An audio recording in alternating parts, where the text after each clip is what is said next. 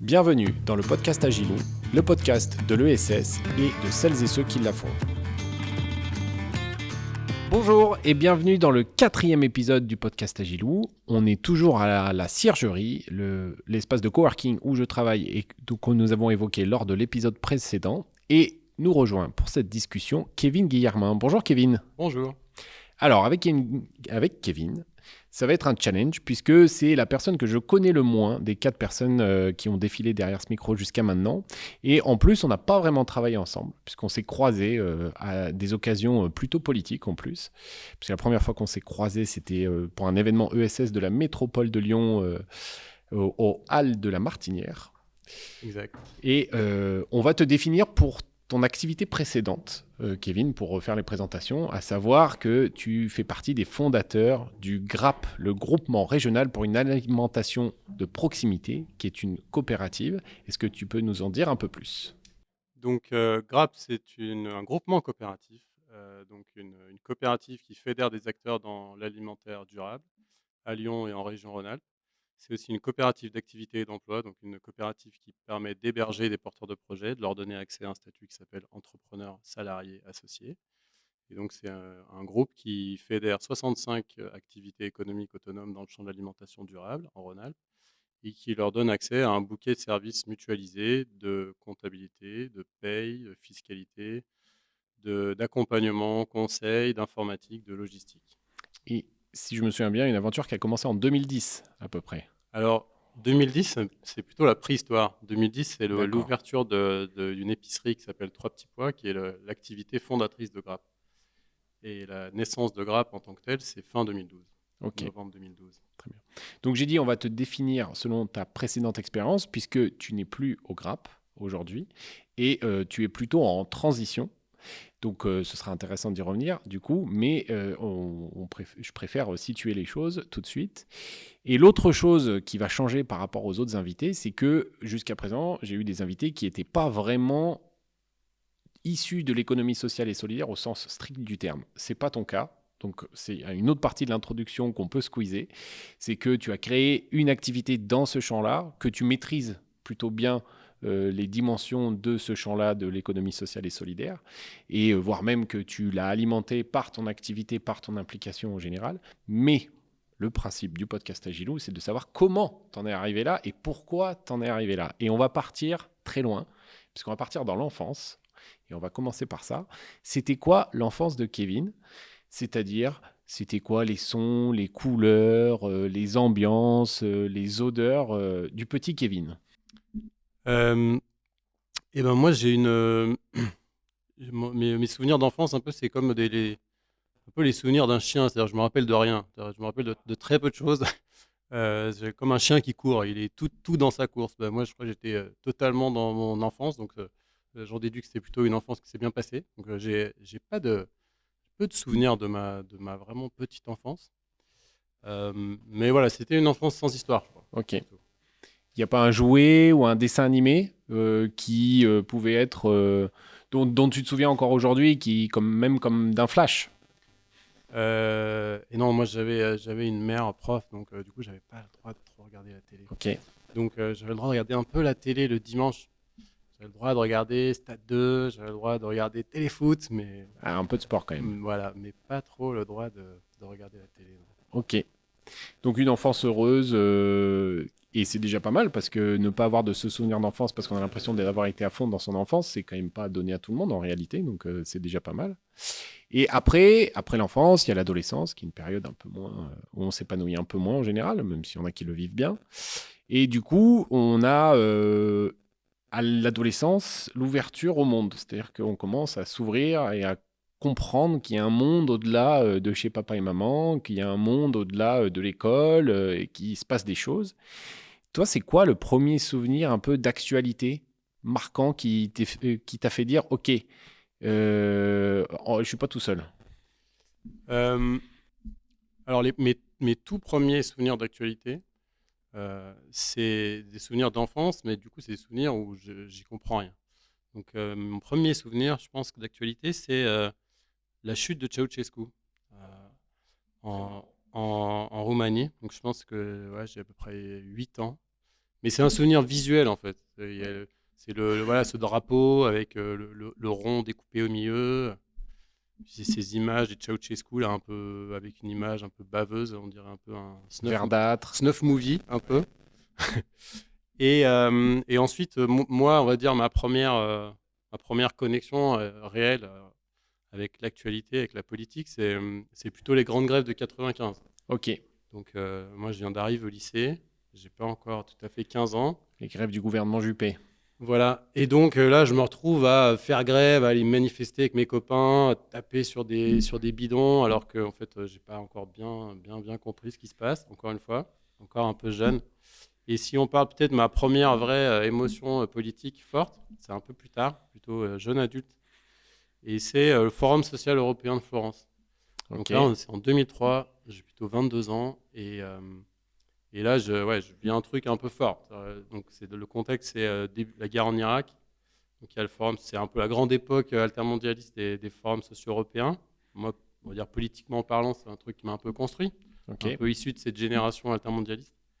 Et je vais au Forum social européen de Florence avec une copine avec qui j'habite à l'époque. Et donc, il y a une manifestation contre la guerre qui a lieu dans plein de villes dans le monde le même jour. Et en particulier à Florence, et le mouvement pacifiste est fort en Italie. En plus, leur gouvernement soutient fort la guerre. Et donc, il y a 1 million de personnes dans les rues de Florence. Et je passe 3 jours là-bas, d'ateliers, de débats, de réunions, et avec cette énorme manifestation de 1 million de personnes à la fin. Et voilà, c'est un grand souvenir, et c'est aussi un truc où je me dis, là, j'ai l'impression d'y être. J'ai l'impression Ok. de faire partie Donc ça d'un va un truc. peu au-delà de la prise de conscience quand même. Là, tu es déjà dans l'action. Ouais.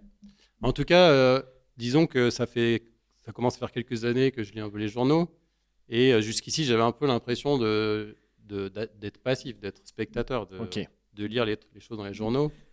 Donc voilà, comme je le disais, moi je fais un peu partie de cette génération altermondialiste. Donc les trucs qui me touchent à l'époque, c'est le démontage du McDo à Millau, Par José Bové. ouais, c'est ça, les manifestations à Seattle.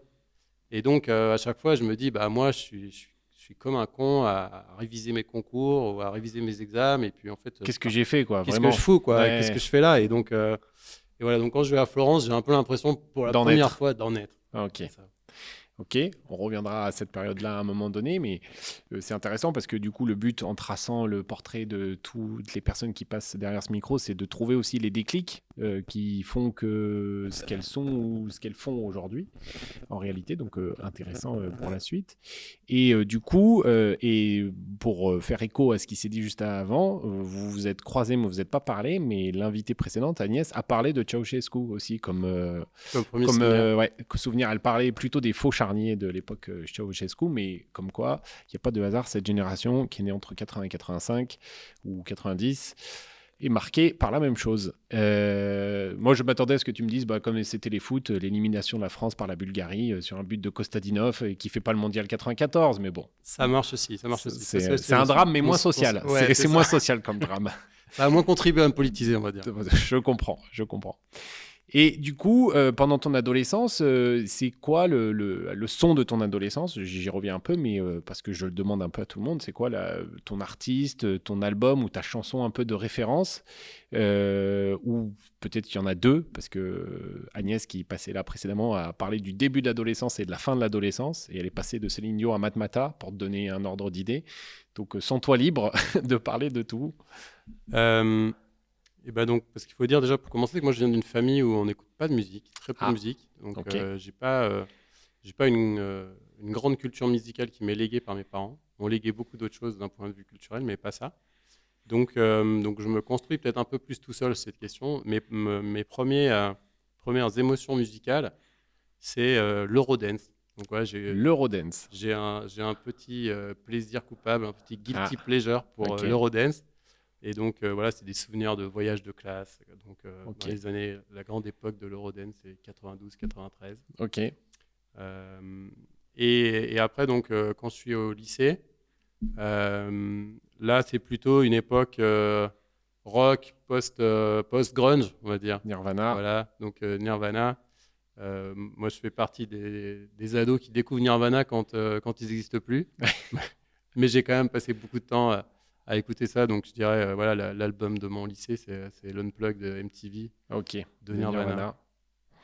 Qui, À d'ailleurs, je crois contre-temps, qui est la du dernière coup. apparition publique de Kurt Cobain, je crois. Hein. Ouais, peut-être bien. En Ouais, tout cas, à contre-temps, il est déjà ouais, mort, ils n'existent plus, mais c'est quand il même ce que sort. j'écoute. Ouais, ouais. Voilà. Ok, très bien. Et t'as grandi où? Dans quelle ambiance? Où se passe cette adolescence et cette enfance? C'est banlieue lyonnaise. Ok, Voilà. Banlieue est de Lyon. ok, très bien. Donc quand même proche d'une grande métropole avec tout ce qui va avec, quoi. Les activités, Oui, l'attractivité. mais avec une vie de jeune banlieusard où en fait on est très proche de la ville et on n'y va presque Ouais, jamais. ouais, je connais. Étant Voilà. viennois, moi d'origine, sud de Lyon. Voilà, moi j'ai eu une enfance, enfin, voilà, je viens pas d'un milieu populaire, je viens de la classe moyenne, mais quand même avec ces habitudes de banlieusard où on ne va quasiment jamais en centre-ville. Ouais, sauf pour aller à la Part-Dieu. Sauf pour aller à la Part-Dieu, exactement. McDonald's, Micromania, UGC Part-Dieu, retour. La base du banlieusard, Mm. de la banlieue de Lyon à l'époque, dans les années 90. Ok. Et du coup, est-ce que tu peux nous parler un petit peu de ton parcours? Déjà, lycée, bac, bac avec mention, bac à l'arrache, pas bac, par exemple? Euh, Bah, quand on me parle de mon adolescence, je dis souvent, moi j'étais mauvais en tout sauf à l'école. Donc voilà, j'étais bon à l'école. Et donc, c'est le seul que je sais faire. C'est mon métier d'adolescent. Donc j'ai mon bac. Un bon écolier. Ouais, je suis un bon écolier. Je fais bien mes devoirs. Ok, Donc j'ai mon bac. Et en fait, on m'oriente vers une classe prépa. Donc ok, voilà, je fais le parcours. Qui est un peu la voie royale des lycéens qui ont des bonnes notes à l'école. ok, On dit va en classe prépa. ok. Et c'est un bac quoi? Un bac, Je fais un bac scientifique. bac scientifique, ok. Et du coup, est-ce qu'en prépa, c'est le moment où tu débarques à Lyon? C'est Ou le c'est moment où encore... je découvre que le centre-ville existe. En tout cas, D'accord. j'habite toujours chez mes parents, mais par contre, je découvre qu'une vie existe dans le Tu passes beaucoup centre-ville. plus de temps, Oui, dans la mesure du temps disponible quand on est en fait prépa. ouais, c'est ça. Ok. Mais je découvre que ça existe. Ok. Et est-ce que à cette époque-là, tu fais des petits boulots étudiants ou est-ce que tu as des engagements à côté puisque tu nous as dit qu'à 22 ans, tu te retrouves à Florence, donc ça veut dire qu'il y a une genèse à tout ça. Ouais, la genèse, c'est plutôt des profs de prépa. Ouais. Moi, j'ai une meilleure prof d'histoire, donc on va dire avec un fond de conscientisation politique qui me vient de là, bien sûr. Et ensuite, cette conscientisation politique, elle est accentuée par des profs et puis des amitiés en prépa. Et c'est un peu paradoxal d'ailleurs parce que donc moi, j'ai fait une prépa économique et commerciale qui donc destine les gens à aller faire des écoles de Des commerce grandes écoles de privées. commerce, ouais. Et donc, quand j'y repense, je me dis que ces profs avaient une vie un peu schizophrène. C'est-à-dire qu'ils préparaient, ils essayaient de conscientiser avec une conscience politique de gauche des jeunes gens qui s'apprêtaient à faire une école de commerce. Mais en tout cas, ça a bien marché avec moi. Et donc, et ensuite, quand je suis rentré dans une école de commerce, je me suis très mal senti dans cette ambiance. Et donc, je pense que ça a cristallisé un peu les choses et que ça m'a en quelque sorte radicalisé, peut-être. Et à partir de ce moment-là, j'ai eu plus de temps et donc j'ai commencé à m'intéresser à ce qui se passait dans les mouvements sociaux. Ok. Voilà, c'était une époque très dynamique de ce point de vue. Voilà, cette époque, action contre la guerre, les mouvements intermondialistes, les forums sociaux, Mais etc. mais etc. du coup, tu milites, tu t'engages, tu te syndiques. Je suis pas un militant actif, mais je participe. Ok. Je participe, je me syndique dans un syndicat étudiant, mais bon, dans une école de commerce, j'étais bien seul, donc on va dire Ouais. que c'était pour payer ma cotisation. Donc c'est plutôt une époque où je découvre et où je participe et pas une époque de militantisme actif, on Ok. va dire. Ça viendra plus tard. Ça viendra un peu plus tard. Ok, très bien. Et du coup, c'est marrant parce que c'est aussi les trois derniers invités, donc Perrine, Agnès et toi, vous vous définissez assez vite comme de gauche. Je le dis assez spontanément parce que vous l'avez dit tous les trois assez spontanément, pour des raisons différentes, mais voilà. Aujourd'hui, on se rend bien compte que dire qu'on est de gauche, c'est quelque chose qui veut plus dire grand-chose. En tout cas, il n'y a plus de référentiel parce qu'il n'y a plus de partis ou de groupes qui portent cette dynamique. On a une dynamique de certains la qualifient d'extrême gauche, d'autres de gauche extrême à travers la NUPES, la LFI, enfin la France Insoumise, et les écologistes, mais les écologistes qui essayent aussi de sortir d'un clivage gauche-droite pour mettre la cause écolo en avant. Donc, si tu devais l'expliquer aujourd'hui, par exemple, à tes enfants, qui, eux, n'ont pas ce référentiel-là, ce classique opposition gauche-droite que on a vécu, nous, jeunes, on est encore jeunes, on va dire jeunes de cette génération 80-90. Comment tu l'expliquerais, toi, de dire je suis de gauche, ou j'ai conscientisé que j'étais de gauche à l'époque? Euh, Génération Mitterrand ou pas génération Mitterrand? ce que moi je dirais, c'est deux choses. C'est l'engagement pour l'égalité, l'engagement pour la réduction des inégalités de revenus, de patrimoine. Et ça, c'est mon prisme économique qui parle, mais je suis très attaché à ça. Et puis l'engagement pour la transition écologique. Voilà, c'est ça pour moi les deux. C'est un marqueur de gauche pour toi, l'engagement pour la transition écologique. Oui, mais en réalité, parce que ma conviction profonde, c'est qu'on ne peut pas faire la transition écologique si on ne fait pas aussi une transition sur les questions sociales et sur les questions d'inégalité. Et donc, pour moi, elles vont de pair. Ok. Là, c'est un peu le truc des fins de mois, fin du monde, même combat. Ouais. Ok. Très bien.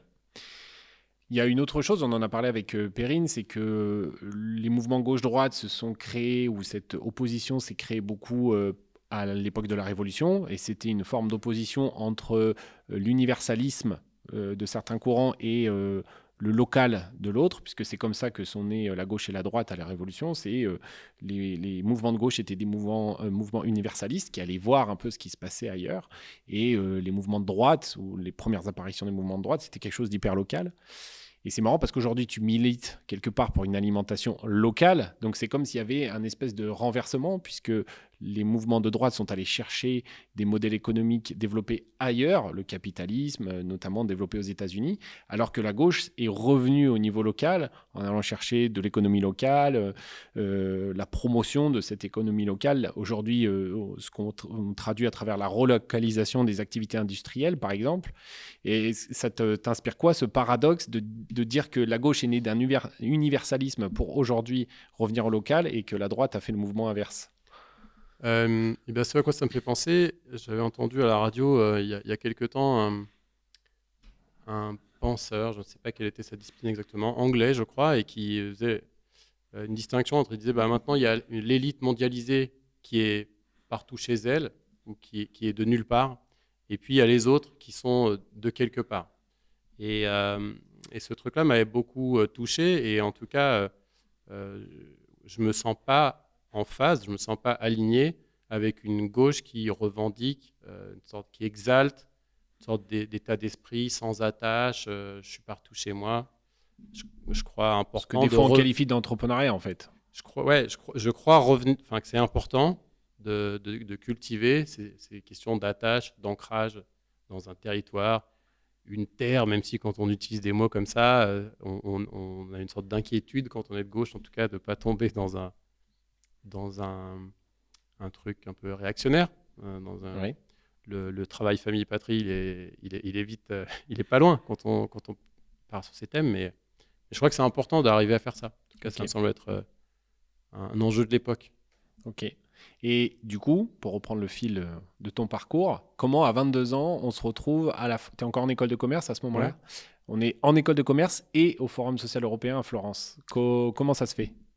Et ben, c'est que je me sens pas bien. C'est que je suis pas à l'aise. Tu l'as conscientisé. Là, je le sais très bien. Là, je le sais très bien parce que il se trouve qu'il y a pas longtemps, j'ai rencontré un gars qui a 10 ans de moins que moi, mais qui a un parcours un peu similaire au mien. Et il est en train de faire un documentaire sur des jeunes qui sont en prépa. Et on parlait de notre expérience et on avait vécu la même chose. C'est-à-dire que c'est une violence sociale d'être dans une école de commerce. Parce qu'on découvre des populations, des catégories sociales dont on n'avait pas idée. Moi, je ne savais pas que les aristocrates existaient encore. Je ne connaissais pas ce monde des élites parisiennes où les gens ont fait des écoles de commerce ou des grandes écoles depuis 15 générations. Enfin, je ne savais pas que ça existait. Donc voilà, c'était une grande violence sociale pour moi à cette époque. Et donc, j'étais mal là-dedans. Et donc j'étais d'autant mieux dans ces milieux alternatifs, en tout cas alternatifs à ce que je connaissais dans l'enseignement de cette grande école. Et donc, je m'y sens bien. Je m'y sens super bien, vraiment mieux qu'à l'école quand je vais au Forum social. Et comment tu découvres ou comment tu bascules dans ces mouvements altermondialistes? Parce Parce que je m'y intéresse. J'ai l'impression que c'est là qu'il se passe des choses, comme je le disais tout à l'heure. J'ai l'impression que là, il y a des trucs intéressants. Et donc, au départ, ça passe plutôt par une lecture compulsive de l'actualité, et puis par des rencontres, des amitiés, par le fait, voilà, je suis étudiant, j'ai un peu de temps libre, donc je peux me rendre à des événements publics. Et donc, je vais à beaucoup de meetings, de réunions politiques. Je m'intéresse beaucoup à tout ce qui se passe dans ces sphères-là, sans forcément encore bien les connaître. Et c'est comme ça que, voilà, que ça connecte, que ces opportunités naissent de participer à un événement comme ça. Et est-ce que tu vas au bout de ton cursus en école de commerce? Je vais au bout. En tout cas, j'ai mon diplôme. Tu as diplômé, ok. Et donc, qu'est-ce qui se passe? Voilà, tu as ton diplôme d'école de commerce, tu t'es pas senti bien dans ces études-là, mais tu as trouvé un environnement où tu es bien. Qu'est-ce qui se passe? Ce qui se passe, c'est qu'au fur et à mesure de mon cursus en école de commerce, je découvre ce concept de l'économie solidaire. Donc, effectivement, moi, comme tu le disais tout à l'heure, je suis un peu canal historique de l'économie solidaire. Ça fait longtemps que j'y travaille. Et je découvre que ça existe au milieu de mes études. Au départ, quand j'arrive en école de commerce, je me dis que je vais travailler dans la culture et que ce sera une manière d'échapper à cette idéologie et à cette ambiance de l'école de commerce qui me pèse beaucoup. On va le dire parce que le mot pèse depuis tout à l'heure, l'ambiance capitalistique. Ouais, une idéologie libérale et néolibérale. Voilà, qui est prégnante partout. Ouais. Et je me rends compte au fur et à mesure que peut-être c'est pas vraiment le secteur qui importe, mais plutôt la manière de faire les choses. Et j'ai l'impression que l'économie solidaire, c'est ça qui répond à mes envies. Et en même temps, je connais très mal ce secteur et je n'ai pas l'occasion d'y faire des stages parce que je découvre ça progressivement et puis que c'est un petit peu trop tard. Et puis, il faut dire aussi que les thèmes comme l'entrepreneuriat social et les formations qui peuvent aller avec aujourd'hui, elles n'existent pas. Dans l'école où je suis, il y a une chaire entrepreneuriat social qui se crée. C'est une des premières en plus, chronologiquement, mais juste après que je suis sorti de l'école. Ok. Et donc, je me retrouve à sortir de l'école et à chercher un boulot dans l'économie solidaire. Et en même temps, c'est difficile parce que c'est un peu improbable. C'est-à-dire que je suis issu d'une grande école. J'ai pas fait de stage dans ce secteur-là, donc je pense que mes candidatures sont un peu incompréhensibles pour les gens qui les reçoivent. C'est un milieu très militant aussi, il faut dire, à l'époque. C'est pas le milieu un peu plus ouvert qu'on connaît aujourd'hui, où il y a une ouverture à différents profils. Oui, en tout cas, je pense qu'effectivement, mes candidatures sont étranges pour les gens qui les reçoivent. Au minimum. Donc, parce que là, maintenant, un mec de l'école de commerce qui veut bosser dans l'ESS, c'est monnaie courant, quoi. Oui, et je pense qu'à l'époque, ça allait moins. Et au point que, donc ensuite, moi, j'ai trouvé un travail dans une banque coopérative. Okay. Et que quand j'ai passé les entretiens, ils m'ont beaucoup posé de questions là-dessus. Ils étaient très inquiets de savoir pourquoi je venais, est-ce que c'était vraiment sérieux, est-ce que j'allais vraiment rester longtemps, etc. etc. Donc, voilà, c'est pas facile finalement comme recherche d'emploi. Okay. Et donc, ce que je finis par trouver, c'est un job dans une banque coopérative. Premier job. Quand tu sors de tes études, c'est banque coopérative. Ouais. Ok. J'explique un petit moment de flottement qui a eu lieu là il y a 2 secondes parce qu'il s'est mis à pleuvoir sur la verrière qui est au-dessus de nous. Ça a mis l'équipe de Lyon Positif un peu en panique. Je suis sûr qu'ils ont hyper bien réagi. Donc, on continue dans les conditions du direct. Tout va bien. Donc, ok, premier boulot dans la banque coopérative. Combien de temps tu restes dans cette carrière? Je reste 4 ans. Ok. Là-bas. Et là, du coup, qu'est-ce qui est le déclic? Donc, si je suis bien, on doit être pas très très loin de 2010 là. Ça c'est entre 2004 et 2008. Ok. Et donc, à partir de 2008, qu'est-ce qui te fait aller jusqu'à la création de 3 petits pois? Et bah donc, alors moi, 3 petits pois, j'ai pas travaillé. Je suis arrivé après, ouais. Mais donc, en fait, qu'est-ce qui nous amène de ça à ensuite créer une coopérative comme Grapp? Oui, parce qu'il y a la thématique de l'alimentaire aussi, qui était du coup un truc dont tu nous as pas encore parlé dans ton parcours, donc qui n'existait pas. Et puis, par contre, il y a la logique d'arriver jusqu'à la coopérative, où là, on sent que le fil est déjà tendu. Ouais. Il y a plusieurs choses. La première, c'est que j'avais des envies d'entrepreneuriat, mais qui étaient des envies qui étaient restées très fantasmées. Et puis, je travaillais quand même dans une banque, donc j'étais très loin de l'entrepreneuriat. Je travaillais plutôt pour une grande entreprise. Et puis, quand je quitte la banque, pour faire court, je me retrouve à bosser dans une PME dans les énergies renouvelables. Okay. Donc, on n'est pas dans l'ESS, on est plutôt dans le capitalisme familial. Mais par contre, c'est une PME avec un patron qui est le fondateur de l'entreprise et qui est un leader charismatique de la boîte qu'il a créée, et donc qui devient une figure inspirante pour moi d'un point de vue professionnel, et qui m'apprend beaucoup de choses sur ces questions d'entrepreneuriat. Ça, c'est une forme d'entrepreneuriat à taille humaine.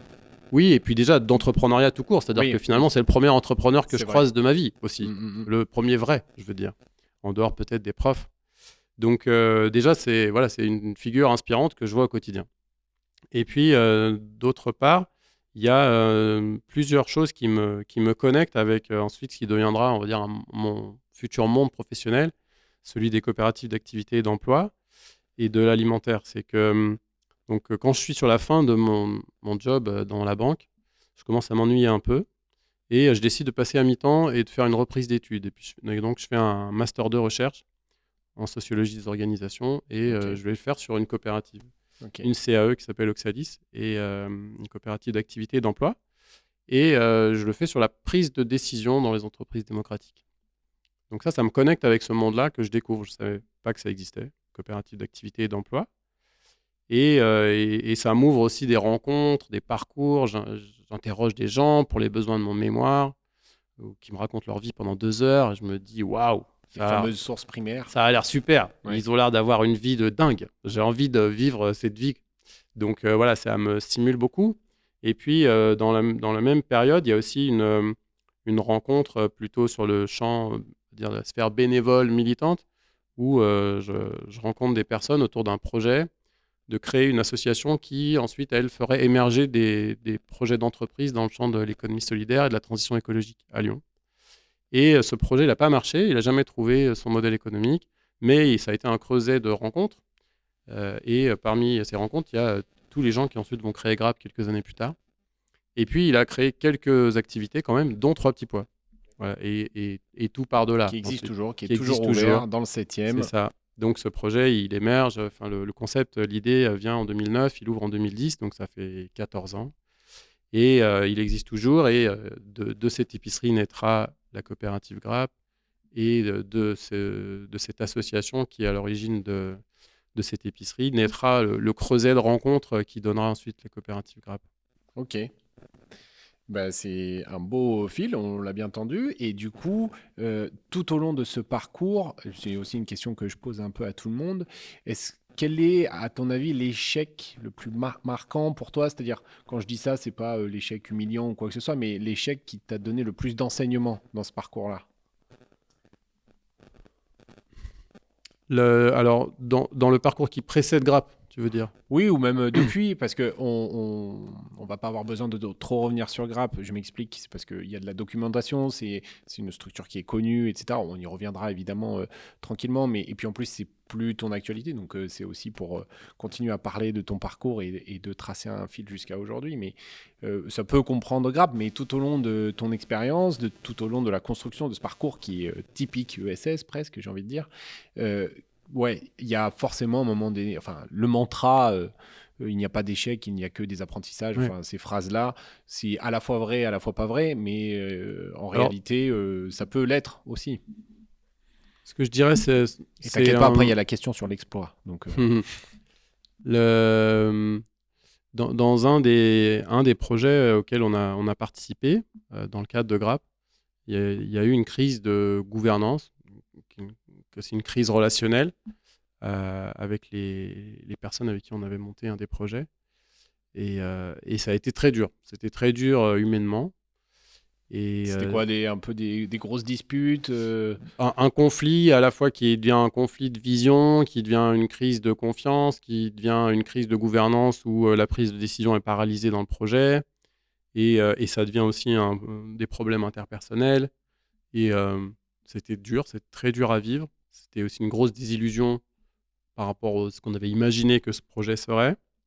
Et ça, la fin de l'idéal, un peu. Oui, et ça a été dur à vivre parce que là, on se retrouve dans une situation où tout s'effondre un peu. Oui. On a l'impression que ce à quoi on croyait, ça marche pas, qu'en fait, on s'est bercé d'idées qui sont avérées fausses. Et puis, quand on fait ce genre de choix, de de carrière, c'est aussi pour vivre des trucs chouettes avec des gens bien. Ouais, Et donc, quand ces gens bien, on se met à vivre des trucs qui sont pas chouettes, moins rigolo. c'est très dur. En fait, la motivation, ce qui fait qu'on a envie de se lever le matin, elle s'érode Hmm. très vite. Voilà, ce serait ça Ok. mon expérience difficile. Donc ça veut dire quand même qu'à partir du moment où on travaille dans ce secteur ou qu'on s'en approche, il y a une forme de jonction entre les convictions, entre ce qu'on peut mettre de nous-mêmes et une activité professionnelle qui fait que il y a un besoin de partage de ces convictions avec ses collègues, quoi, en quelque sorte, avec les gens avec qui on travaille au quotidien. Complètement. Et une illustration de ça, c'est qu'avec beaucoup de collègues, on s'était fait la remarque qu'avant de travailler à Grappe, on avait beaucoup d'investissements militants, bénévoles à côté. Et qu'à partir du moment où on avait commencé ce projet, notre Vous avez dû énergie arrêter. militante a été Ouais. dévorée par D'accord. notre projet professionnel, en quelque Mais qui sorte. en soit militant. Tout à fait. Mais c'est pour bien dire qu'il y a bien une Ouais. connexion entre les deux. Ok. Et que donc, c'est aussi une énergie militante. C'est à la fois un projet professionnel, un projet économique. C'est aussi une énergie militante et un projet politique qui est derrière. Et c'est là que je réalise des connexions avec les autres invités, puisque déjà, pour la petite histoire, tu étais camarade de promo avec Perrine, C'est ça. du deuxième épisode. Et en même temps, il y a aussi un écho avec le parcours de Agnès, qu'on a reçu précédemment, qui ne sait pas qu'elle fait de l'innovation sociale, pour pas dire de l'ESS, ou qui ne savait pas avant que je lui dise, presque. Mais il y a aussi ce parcours aujourd'hui qu'on constate. Donc, il y a le parcours militant, où on a eu des réflexions autour de ce qu'on avait envie de faire. Et puis, il y a ce parcours où, en fait, on a voulu être utile. Et à un moment donné, pour moi, je trouve que ce qui est beau, et c'est l'objet de ce podcast, c'est de rassembler une galerie de portraits où il y a les militants qui ont voulu poser des fondamentaux, qui, à travers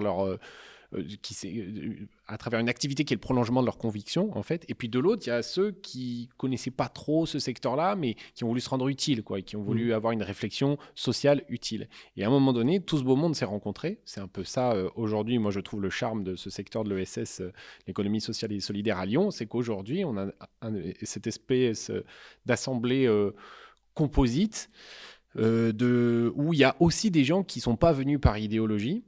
Et je voudrais t'entendre là-dessus parce que justement, toi ayant eu le parcours militant, qu'est-ce que tu penses que ça peut amener ce genre de rencontre? Ben, ce que j'espère que ça va amener, c'est un décloisonnement Ok. et un changement d'échelle. J'adore ce qui se passe dans le champ de l'économie solidaire. Je me sens faire partie de cette famille des coopératives, des SCOP, des SIC, pour citer quelques acronymes. L'utilisation des acronymes est d'ailleurs un problème du coup de l'économie solidaire. Ouais. Et Le C dans ghetto. tous ces acronymes, c'est coopératif. C'est Comme ça, ça voilà. permet de... Mais les SCOP, les SIC, on représente 0,28% de l'emploi salarié. Donc en fait, on ne va pas changer le monde tout seul et on a besoin qu'il y ait d'autres gens qui viennent faire des choses avec nous. Donc oui, il faut que cette rencontre ait lieu. Il faut qu'on sorte du ghetto et de la réserve d'Indiens donc, dans laquelle on est parfois. Donc ouais, moi j'appelle ça de mes voeux et au-delà de la nécessité d'être plus nombreux et donc de se décloisonner, il y a aussi le fait que quand on reste entre nous, c'est pas très intéressant et qu'on a besoin aussi d'une forme d'impureté pour que la discussion soit intéressante.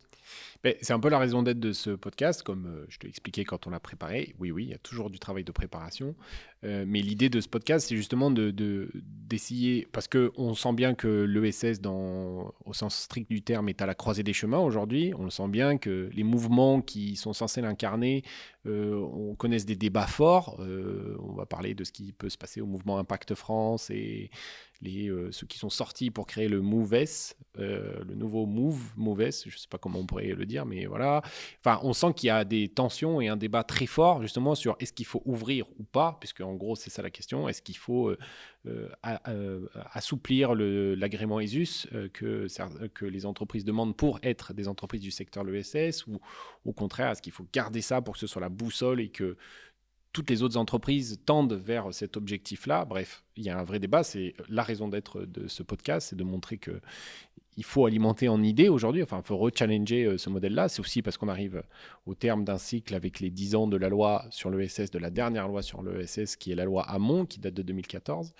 Et justement, si ça me permet de te projeter, toi, individuellement, puis collectivement, pour toi, personnellement, c'est quoi la prochaine étape? Je sais que c'est ton vrai questionnement du moment, donc je fais un peu exprès de te poser la question, mais c'est une question que je pose aux autres.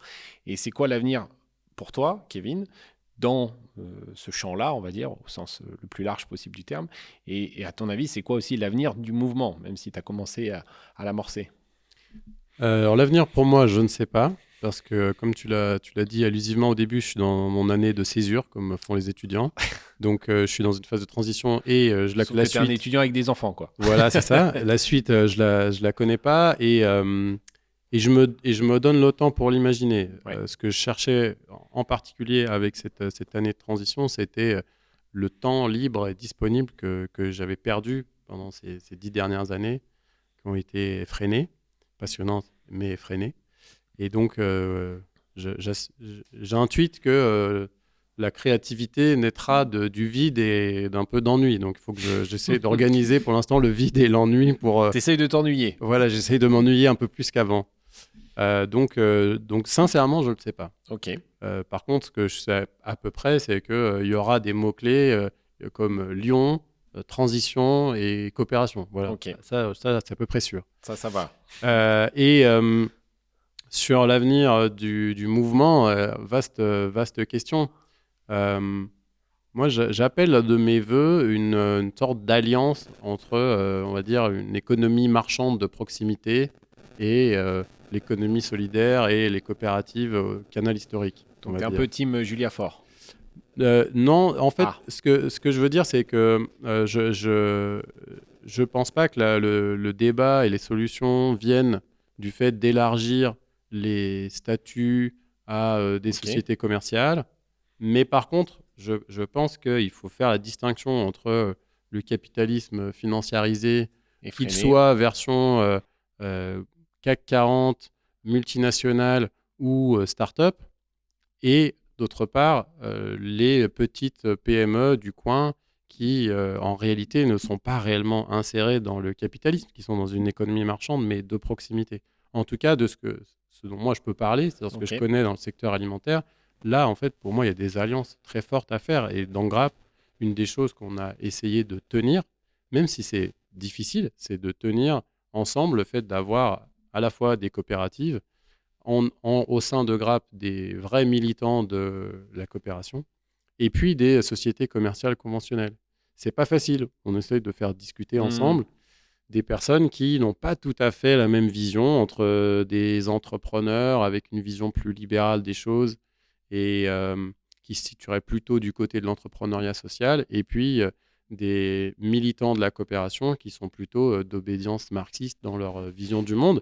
Et vision d'ailleurs que moi-même je partage. Donc du coup, mais en même temps, c'est utile, je trouve. C'est intéressant d'arriver à mettre ces personnes ensemble. Il y a un côté militant et de faire des trucs, la boussole.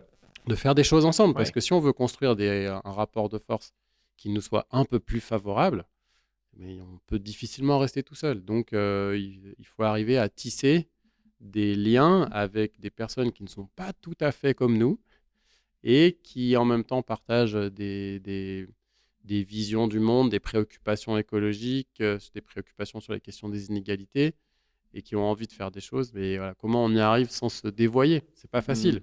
Quand on a fait le choix de créer une coopérative, de gagner moins bien sa vie que ce qu'on aurait pu gagner ailleurs, finalement, une des seules choses presque qu'on a à défendre, c'est notre éthique, notre pureté, et donc c'est une sorte de trésor. On a peur de la dévoyer.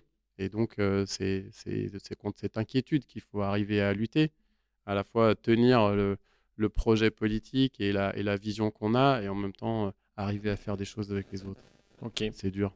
C'est un sacré challenge, mais je pense qu'on a une aide un peu dans ce secteur-là, c'est qu'on a toute une génération d'entrepreneurs sociaux qui est arrivée, qui a la trentaine aujourd'hui, donc qui a approximativement 10 ans de moins que nous, et qui s'est moins posé de questions idéologiques, on a l'impression, et qui a été plus dans le concret, et qui, à mon sens, peut être la clé pour justement réussir cette jonction à un moment donné. C'est-à-dire qu'ils ont aussi cette notion de...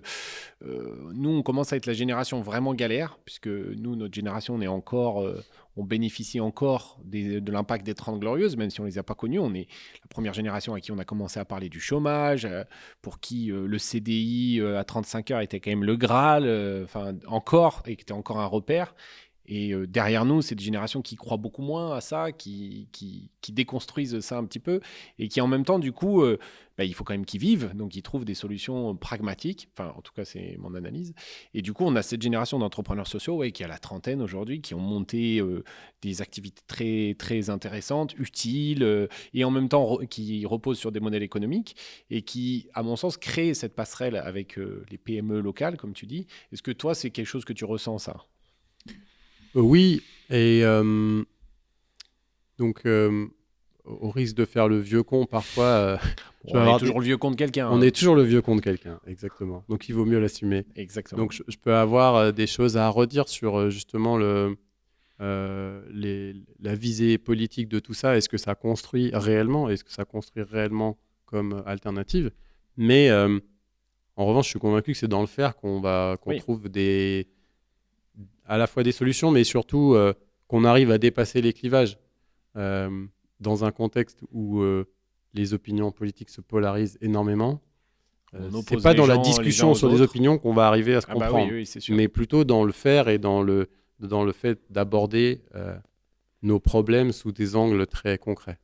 Ouais. Ça, je crois à ça comme étant une piste pour essayer de lutter contre cette polarisation des opinions que je trouve être un phénomène très inquiétant. Et ce qui est, à mon avis, un des défauts de l'ESS, c'est ce côté à vouloir se renfermer en refusant le débat idéologique, en étant en quelque sorte sans concession par rapport à ce que ça doit être, alors qu'au final, on se rend compte que quand les gens de ces secteurs-là se rassemblent, c'est un peu toujours les mêmes. Enfin, c'est spécifique à Lyon peut-être, mais c'est un peu toujours les mêmes, avec une volonté de... Du coup, on se retrouve à prêcher à des convaincus. Et quand moi, je tente des fois d'amener des gens qui ne connaissent pas, et ils me disent, j'ai rien pané de ce qui s'est passé de toute la journée, j'ai rien compris. Vous utilisez un vocabulaire, des choses comme ça, je vois pas du tout. Et du coup, c'est aussi pour ça que j'ai voulu créer ce podcast. C'est pour ça qu'il y a une faute dans le podcast Agilou. C'est pour créer cette proximité. Parce que moi, il y a un truc qui m'a marqué, et on conclura là-dessus, c'est que, alors c'est invérifiable, mais je le dis quand même, j'ai lu un sondage, je suis incapable de citer la source parce que je ne le retrouve pas, mais en tout cas que dans les quartiers prioritaires de la politique de la ville, ce qu'on appelle les quartiers prioritaires de la politique de la ville, donc les banlieues les plus pauvres, pour ne pas se le cacher, 80% des gens ont conscience des enjeux écologiques et environnementaux. 80% des gens. Simplement, ils sont très très loin des solutions. Et c'est pour ça que ça s'arrête à la prise à la conscience. Et ça ne se décline pas dans les usages quotidiens. Donc toi, comment t'expliquerais justement l'ESS, l'économie sociale et solidaire, sachant qu'il y a une des solutions pour décarcérer ce secteur-là, c'est peut-être de plus se servir du terme ESS, parce qu'il enferme par définition, parce qu'on en a beaucoup parlé idéologiquement et tout. Comment t'expliquerais l'ESS, par exemple, justement, à une famille de quartier, et comment tu l'expliquerais comme une solution à tout ou partie de leurs problèmes? Je ne sais pas si je vais pouvoir répondre à la question. Ce que je pourrais dire déjà, c'est peut-être... essayer, hein. Peut-être ce qu'on pourrait déjà se donner comme consigne, c'est d'arrêter d'utiliser des sigles. On est d'accord. Ça serait une bonne première chose. La deuxième chose, c'est... Je vais peut-être plutôt répondre sur le champ de l'écologie, mais des choses, des lectures qui m'intéressent en ce moment. J'ai lu plusieurs articles sur les questions d'écologie de la débrouille, par exemple. Et où il y a apparemment des auteurs, des autrices plutôt d'ailleurs, j'ai l'impression, qui ont commencé à travailler sur cette écologie des pauvres en quelque sorte. Okay. Et d'ailleurs, ce qu'elle dit, c'est que, c'est dans Reporter que j'ai lu ça, média en ligne, que souvent les personnes récusent le terme d'écologie quand on leur parle de leur pratique, en disant non, mais ça, c'est pas de l'écologie. Moi, je suis pas écolo. Je suis dans la débrouille. Je suis dans la débrouille. Okay. Et c'est juste parce que j'ai pas assez de fric. Mais alors qu'en réalité, leur pratique, elles s'inscrivent dans une forme d'écologie. Et donc, je m'intéresse à ça en ce moment, et je me dis qu'il y a beaucoup de choses à creuser de ce côté-là. Et donc à valoriser. Et donc à valoriser. Et finalement, peut-être qu'il y a une culture beaucoup plus prolo de l'écologie qui est à développer. Le fait de dire, en fait, de mon point de vue, ce n'est pas à valoriser d'acheter une Tesla pour des raisons écologiques. Alors que, en revanche, prendre soin d'une vieille bagnole avec un diesel bien pourri, vignette critère 5, mais la réparer, faire en sorte qu'elle marche encore et la prêter à ses voisins, ça, c'est peut-être plus écolo que d'acheter une Tesla. Et donc, il y a aussi... c'est aussi dans les représentations qu'on se fait. C'est quoi, en fait, un acte écologique? Et puis il y a l'aspect commercial. Une Tesla, c'est un objet de consommation, un bien de consommation, alors que retaper sa voiture et tout, il n'y a pas de... A priori, parce que c'est pas vrai, en fait, il n'y a pas de modèle économique derrière, alors qu'en fait, si. Il y en a, et apprendre à réparer sa voiture, peut-être que c'est aussi, au-delà de l'écologie, ça dit aussi des choses sur ce qu'on est capable de faire et sur notre autonomie, vis-à-vis aussi des outils avec lesquels on vit. Et ça fait écho à la naissance de l'écologie, puisque on va dire que l'acte fondateur de la naissance de l'écologie, c'est la candidature de René Dumont à la présidentielle de 1974, qui est un paysan à la base, et qui dit juste, l'écologie, en fait, c'est ce que je vis au quotidien, c'est-à-dire que je ne vais pas m'amuser à cultiver un fruit ou un légume à un endroit où ça ne pousse pas, par la force.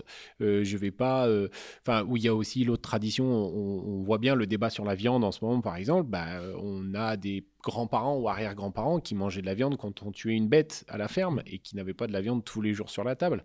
Et c'est juste que, il y avait une bête qui était tuée, donc on mangeait de la viande. D'ailleurs, il y a des AMAP aujourd'hui qui fonctionnent sur ce principe-là. Et donc, du coup, c'est l'aspect concret des choses qui va permettre la réunion. C'est un peu ce que tu dis entre tous les mondes dont tu as parlé. En tout cas, je pense qu'il faut mettre de l'énergie là-dedans. Okay. On ne peut pas continuer comme ça, avec la polarisation des opinions qui existent actuellement. Et moi, j'ai envie de mettre autour de la table les militants véganes et les éleveurs paysans. Et de raisonner par la solution.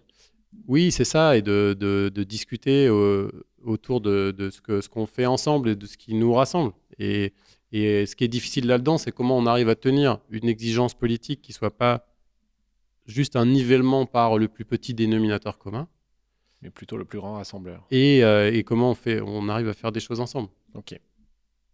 Merci beaucoup, Kevin. Et merci à toi. Merci d'avoir écouté ce 4e épisode du podcast Agilou, et on se donne rendez-vous au prochain numéro. Merci.